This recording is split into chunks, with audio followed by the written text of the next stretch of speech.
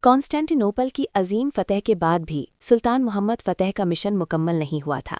اس کی نظر اب ٹریبزون پر تھی، جو بلیک سی کے کنارے ایک مضبوط کرسچن سلطنت تھی اور عثمانی ریاست کے لیے ہمیشہ خطرہ بنی ہوئی تھی۔ سلطان نے دیکھا کہ جب تک ٹریبزون باقی رہے گا، اسلام کی حکمرانی مکمل نہیں ہوگی۔ 1461 میں سلطان محمد فتح نے اللہ کا نام لے کر اپنی لشکر کو روانہ کیا۔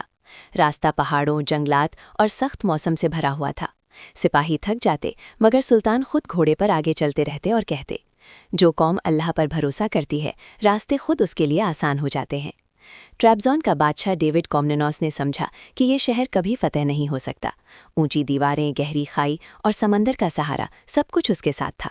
مگر سلطان محمد فتح نے تلوار سے پہلے عقل کا استعمال کیا۔ انہوں نے شہر کا محاصرہ کیا اور امن کا پیغام بھیجا۔ اگر بغیر خون خرابی کے شہر حوالے کر دو تو تمہاری جان، مال اور عزت محفوظ رہے گی۔